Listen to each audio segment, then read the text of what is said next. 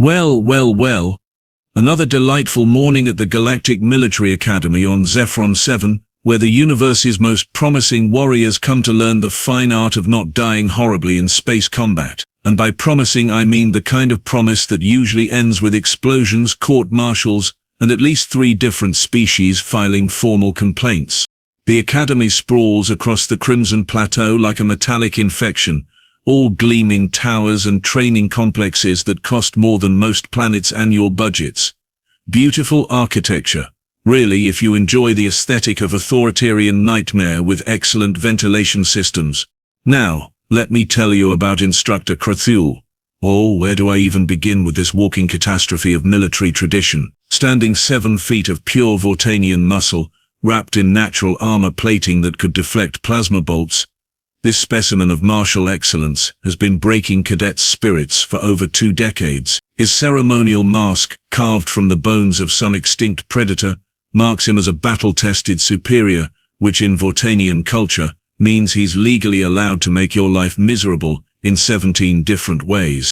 Krath'ul doesn't just teach combat tactics, he sculpts fear into art forms. Cadets from 12 different species have learned to recognize the distinctive sound of his footsteps echoing through the corridors.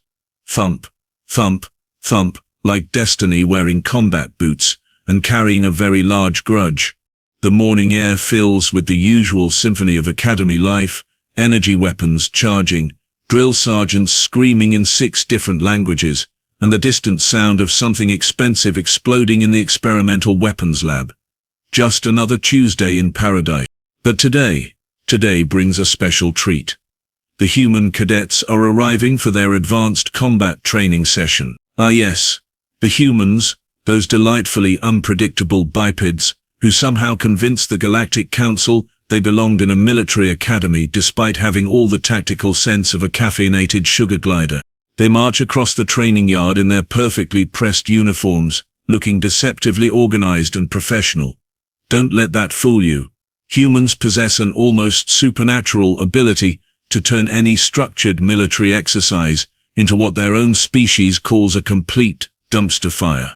Instructor Krath'ul stands waiting in Combat Training Bay 7, his mask gleaming in the artificial sunlight, completely unaware that his morning is about to become significantly more interesting than his insurance policy covers. The poor, naive creature actually believes his reputation and authority will intimidate these particular newcomers. Oh, if only he knew what we all know about humans. They don't just break rules, they break them so creatively that entire committees have to be formed just to figure out what happened. The stage is set, the players are in position, and somewhere in the Academy's medical bay, the emergency response team is about to earn their hazard pay. Combat Training Bay 7 hums with the kind of tension that makes smart people reach for their emergency evacuation protocols. 23 cadets stand in perfect formation. Well, 22 in perfect formation, and 1 human who clearly missed the memo about military posture. That would be Cadet Jenna Brooks, a 22-year-old specimen of human audacity with auburn hair pulled back in regulation braids and eyes that sparkle with the dangerous gleam of someone who's never met an authority figure she couldn't annoy.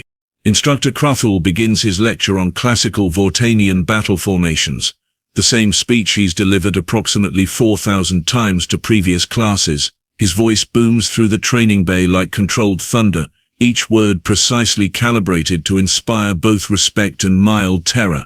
The crushing Talon formation has dominated battlefield tactics for 8 centuries. Krath'ul announces, his mask catching the overhead lights dramatically. When executed properly, it ensures total victory against inferior opponents. Here's where things get interesting. While every other cadet nods respectfully, because they value their internal organs remaining internal, Jenna raises her hand. Not the tentative permission-seeking gesture most species employ, but the confident wave of someone who's about to ruin everyone's day. "Question, sir," she says, and even the Xanthari cadet beside her starts sweating purple droplets of anxiety. Krath'ul's head turns with the mechanical precision of a targeting system. "Speak, human."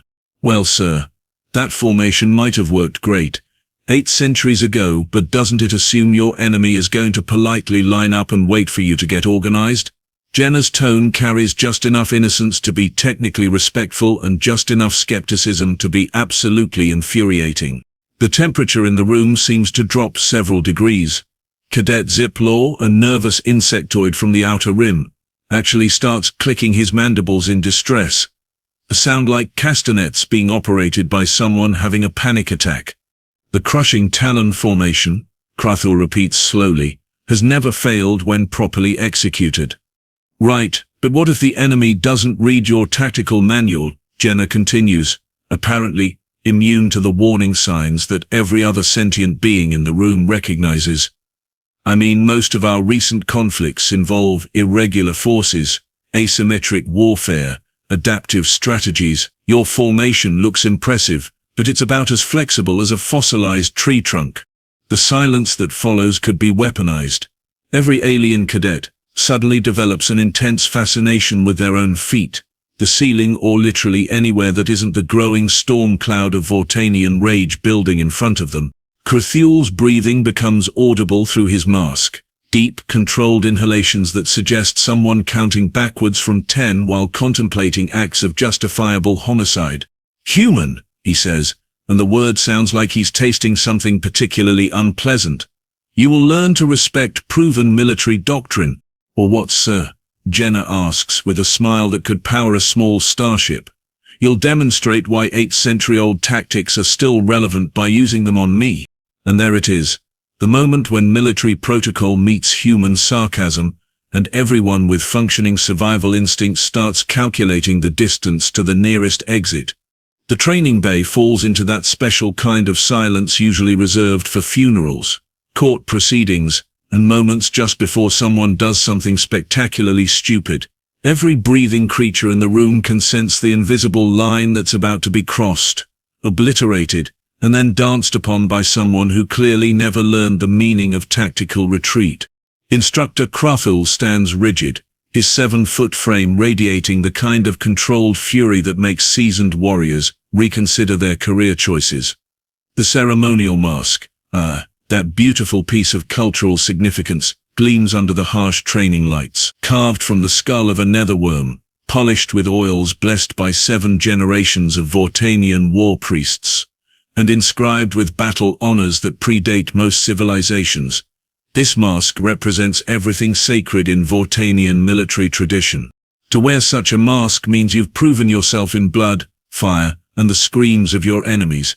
It's not just armor for the face, it's the physical manifestation of honor, authority, and the right to command respect from lesser beings. In Vortanian culture, touching another warrior's ceremonial mask without permission is grounds for ritual combat. Disrespecting it, well, that's grounds for considerably worse.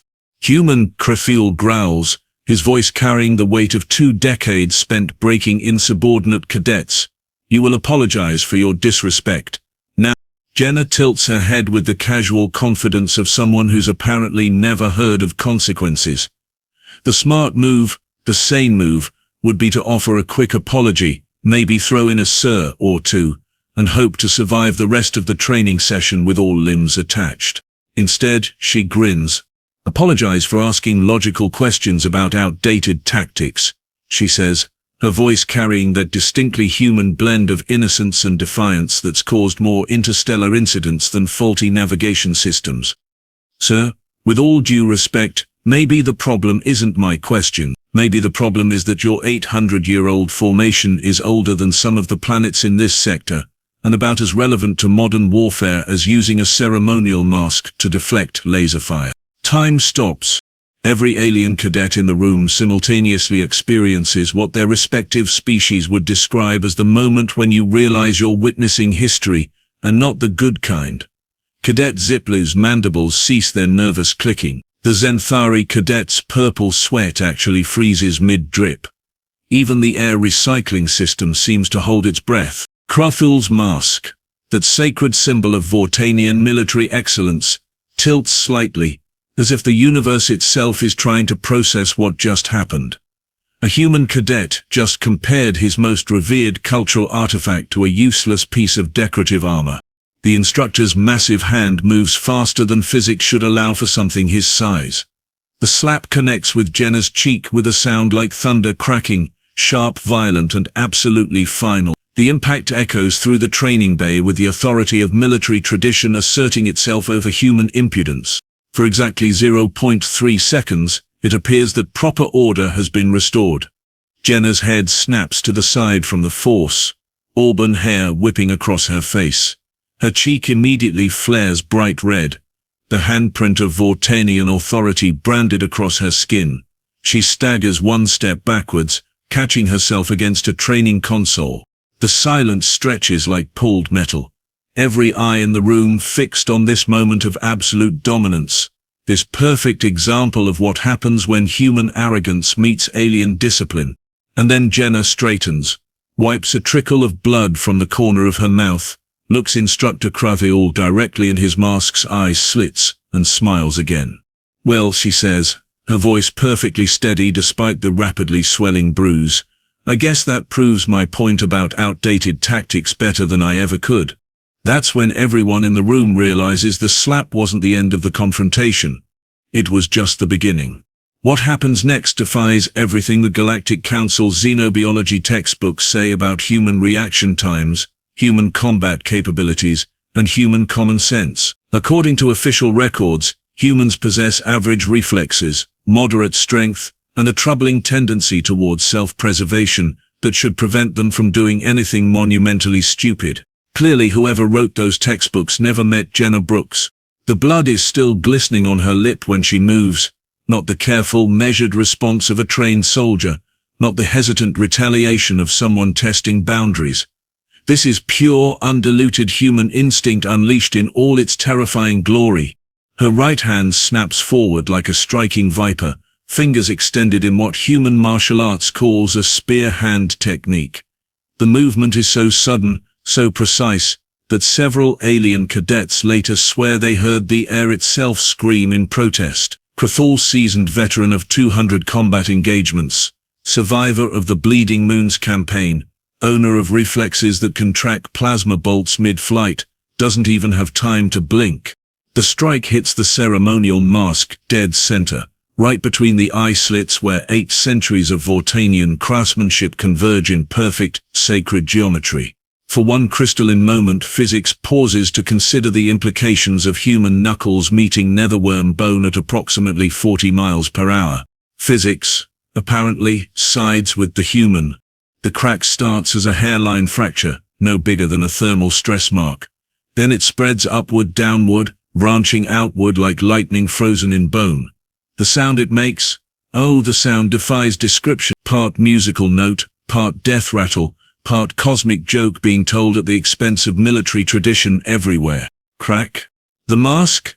This priceless artifact of Vortanian heritage, this symbol of earned authority, this sacred relic that has presided over the deaths of thousands, splits cleanly down the middle. The left half clings desperately to Krath'ul's face for approximately half a second before surrendering to gravity with a clatter that echoes through the training bay like a funeral bell.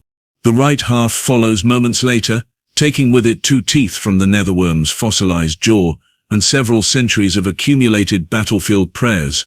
Instructor Krath'ul stands there, his face now exposed in a way that violates approximately 17 different articles of Vortanian military code.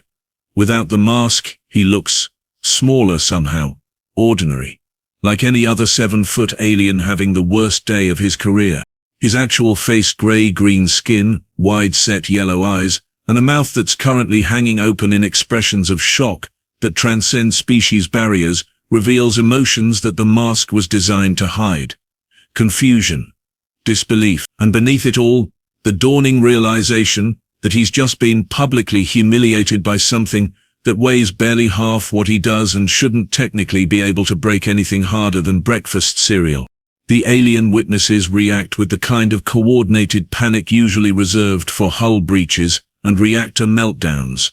Cadet Ziplo's mandibles start clicking so rapidly, they sound like an entire percussion section, having a nervous breakdown. The Zenthuri cadet turns a shade of purple that probably has its own entry in medical textbooks under acute psychological trauma responses. A crystalloid cadet in the back row actually shatters, not metaphorically, literally. his silicon-based physiology unable to process the sheer audacity of what just happened. The sound of his emergency reformation protocol activating adds an almost musical counterpoint to the chaos. "By the 7 moons of Vortex Prime," whispers a Calarian cadet, her 3 eyes wide with something between terror and admiration. "She actually did it. She broke the mask." "Impossible," mutters another alien, his translator struggling with a language that apparently doesn't have words for this level of military insubordination. "Humans cannot move that fast. The physiological limitations clearly state." "The physiological limitations just became suggestions," Jenna interrupts, flexing her fingers and examining her knuckles for damage. There's a small cut across 2 of them, bleeding human red against her pale skin, but otherwise she appears completely unharmed by her collision with sacred Vortanian military heritage. She looks around the room, taking in the shocked faces, the scattered mask fragments, and Instructor Krath'ul's expression of someone trying to reboot their entire understanding of reality. "You know," she says conversationally, as if discussing the weather rather than the destruction of a priceless cultural artifact. "For something that's supposed to represent 8 centuries of tactical superiority, that mask sure broke easily. Maybe you should consider updating your defensive equipment along with your battle formations." The silence that follows is so complete that you can actually hear the Academy's life support systems working overtime to process the elevated stress hormones flooding the air. Somewhere in the distance an alarm starts wailing, probably the cultural artifact preservation system, detecting the sudden disappearance of an irreplaceable historical item. Instructor Krath'ul touches his exposed face with trembling fingers, as if checking to make sure it still exists. When he speaks, his voice carries the hollow tone of someone whose worldview has just been systematically demolished by a 90-pound human with anger management issues. You destroyed the mask." "Actually," Jenna corrects helpfully, "I think improved through rapid disassembly sounds better. More professional. The emergency alert system, which was designed to handle minor incidents like reactor leaks, weapons malfunctions, and the occasional diplomatic murder attempt, apparently never anticipated having to broadcast sacred cultural artifact destruction in progress across an entire military academy." The alarms wail with increasing hysteria, cycling through every possible warning tone from mild concern to prepare for galactic incident. Within 37 seconds, Combat Training Bay 7 becomes the most popular destination in the Academy's recent history. Instructors pour through the entrance like water through a broken dam, their various species represented in a parade of confused authority figures, trying to process what their emergency alert systems are telling them. Instructor Vexnull, a towering draconian with scales that shift color based on emotional state, arrives first, his hide cycling rapidly through the entire spectrum of what the actual hell is happening here. Behind him comes Professor Kelwin, whose usual academic composure crumbles the moment his 4 eyes focus on the scattered remains of Krath'ul's ceremonial mask. "Sweet nebulas of the void," Kelwin breathes, his translator barely managing to convey the cosmic significance of what he's witnessing. Someone actually broke a battle-tested superior's mask. The insurance paperwork alone will require 3 different departments. The flood of arriving instructors creates its own chaos as species with fundamentally different spatial requirements attempt to occupy the same training bay. Professor Zithatara, whose gaseous form typically maintains perfect composure, starts expanding uncontrollably in what can only be described as atmospheric anxiety. The ventilation system begins working overtime, filling the air with the chemical signatures of panic, disbelief, and what the Calarian species optimistically calls educational opportunity. But all this preliminary chaos pales compared to what happens when Commander Thexmar arrives. The Academy's commanding officer stands 8 feet of pure reptilian authority, his scales bearing the scars of conflicts that predate most civilizations, currently filing their taxes with the Galactic Council. When Thexmar moves, lesser beings automatically step aside, not out of politeness, but because evolutionary survival instincts recognize a predator when they see one. He surveys the scene with the methodical precision of someone who's spent 3 decades turning military disasters into learning experiences, His gaze takes in the mask fragments scattered across the floor like pieces of broken history. Instructor Krath'ul's exposed face frozen in expressions of existential crisis, and Jenna Brooks standing calmly in the center of it all like the eye of a very human-shaped storm. "Explanation," Commander Thexmar says, his voice carrying the authority of someone who once personally negotiated a ceasefire between two species by threatening to feed both sides to his pet battle slugs. Now, the alien cadets' reactions range across the full spectrum of military academy emotional responses. Some huddle together in species-specific support groups, seeking comfort in familiar pheromone signatures and shared trauma. Others, particularly the younger ones who haven't yet learned that military academies are supposed to be predictable, stare at Jenna with something approaching religious awe. Cadet Ziplo has stopped clicking his mandibles entirely, instead producing a low humming sound that his species typically reserves for witnessing miracles or imminent doom. The Zenthari cadet's purple sweat has evolved into full-body color changes, cycling through shades that don't appear in any standard xenobiology textbook. "She punched through a ceremonial mask," whispers a Regillian cadet to his study partner, his voice carrying the hushed tones usually reserved for discussing mythology. "A human punched through sacred Vortanian bone." "Impossible," replies his partner, but the evidence scattered across the floor makes denial rather difficult to maintain. Meanwhile, the crystalloid cadet has finally completed his emergency reformation protocol, his silicon-based structure now reinforced with stress fractures that spell out what roughly translates to "what the blazing stars just happened here," in his native geometric language. Several of the more academically inclined aliens begin taking measurements, documenting impact angles, and calculating the force required to shatter netherworm bone. Professor Kelwin actually produces a portable scanner, apparently deciding that this incident qualifies as significant enough for his xenobiology research. Commander Thexmar raises one clawed hand, and the cacophony of shocked voices, nervous translations and hyperventilating aliens gradually subsides into something approaching military order. "Instructor Krath'ul," he says, his tone carrying the patience of someone who's dealt with this exact type of incident approximately never before. "Perhaps you could explain why your ceremonial mask is currently decorating the floor in 17 different pieces." The silence that follows suggests that everyone in the room, human included, is very interested in hearing that particular explanation. Instructor Krath'ul stands there like a monument to military authority having the worst existential crisis in recorded history. Without his ceremonial mask, his face reveals emotions that Vortanian culture has spent millennia teaching its warriors to hide: shame, confusion, and the dawning realization that 8 centuries of tradition just got punched into 17 pieces by a human who probably can't even pronounce Vortanian correctly. His hands shake, not from rage anymore, but from something far worse for a Vortanian warrior: cultural vertigo. In his society, losing your ceremonial mask in combat means you've been bested by a superior opponent. But this wasn't combat. This was a human cadet, having what her species would call a moment. Commander Krath'ul begins, his voice cracking like an adolescent's. The mask."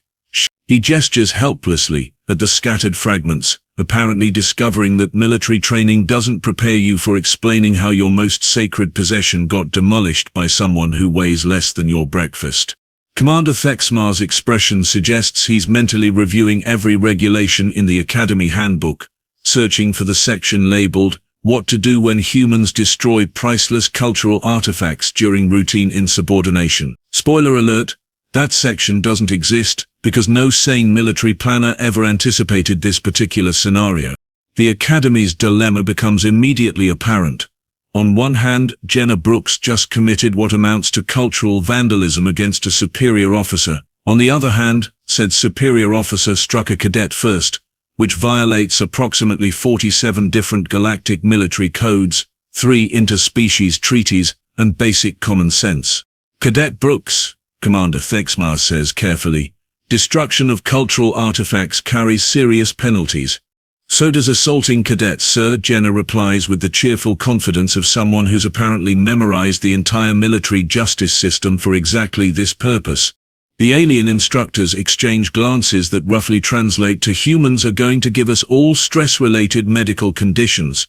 Professor Kelvin's 4 eyes dart between the regulations on his datapad and the impossible scene before him, his academic mind struggling to categorize this incident into any existing framework.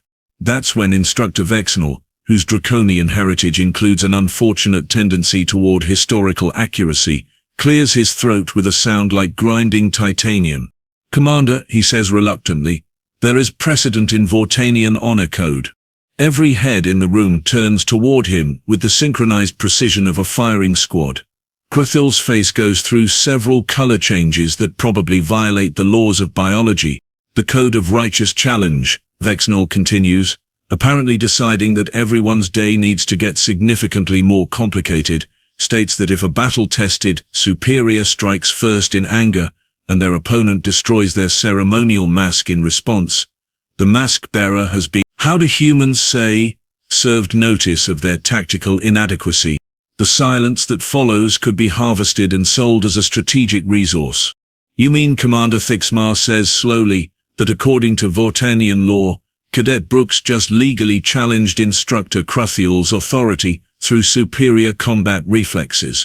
"Technically," Vexnal confirms, his scales now cycling through what can only be described as uncomfortable truth-telling purple, "she has proven herself the better warrior according to traditional Vortanian standards." Krath'ul makes a sound like a deflating atmospheric processor. The cultural implications crash over him like a tidal wave of irony. He's been outranked by a human cadet using his own culture's ancient laws against him. "So let me understand this correctly," Commander Thixmar continues, his voice carrying the tone of someone whose afternoon has officially exceeded all reasonable expectations of military absurdity. A human who probably learned about Vortanian culture from a tourism brochure, just accidentally invoked an 800-year-old honor code to establish battlefield superiority over our most experienced combat instructor. "That," Jenna says helpfully, "sounds about right for a Tuesday, sir." And somehow that makes perfect sense to everyone in the room. Here's the thing about humans that no amount of xenobiology research, military analysis, or cultural studies can adequately prepare you for.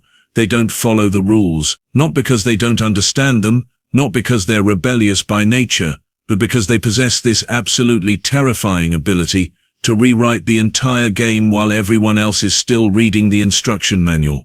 Military doctrine across 17 different species assumes that rational beings will respond predictably to authority, hierarchy, and consequence. Humans look at those assumptions, shrug, and then do something so creatively insane that entire committees have to be formed just to figure out what happened and whether it technically counts as legal. Commander Thixmar, displaying the kind of tactical flexibility that keeps reptilian species in positions of galactic authority, makes what will later be recorded as either the most brilliant or most catastrophic decision in Academy history. "Cadet Brooks," he announces, while the assembled instructors try to process the cultural implications of everything they've witnessed, "your creative interpretation of conflict resolution demonstrates exceptional adaptability under pressure. You're being promoted to squad leader, effective immediately."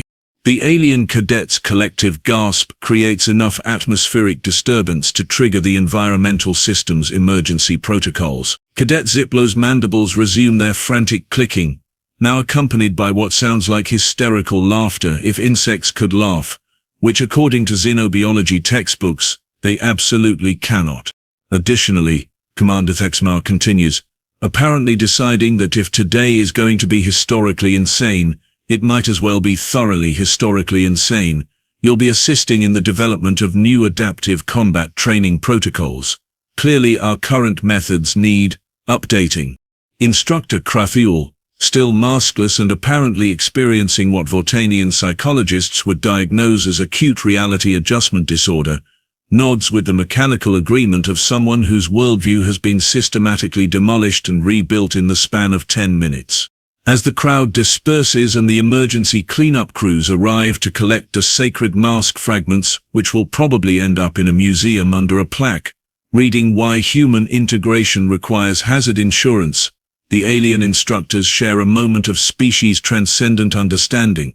Humans don't just break rules, they break them so thoroughly that the pieces get reassembled into entirely new rules that somehow work better than the originals. They turn military incidents into promotions, cultural destruction into cultural evolution, and disciplinary actions into tactical innovations. And the most terrifying part? They do it all while smiling and asking if anyone wants coffee. Welcome to human military integration, where traditional doctrine goes to die and everything that should be impossible happens before lunch break. Somewhere in the Academy's administrative offices, the insurance department begins updating their policies to include a new category: acts of human.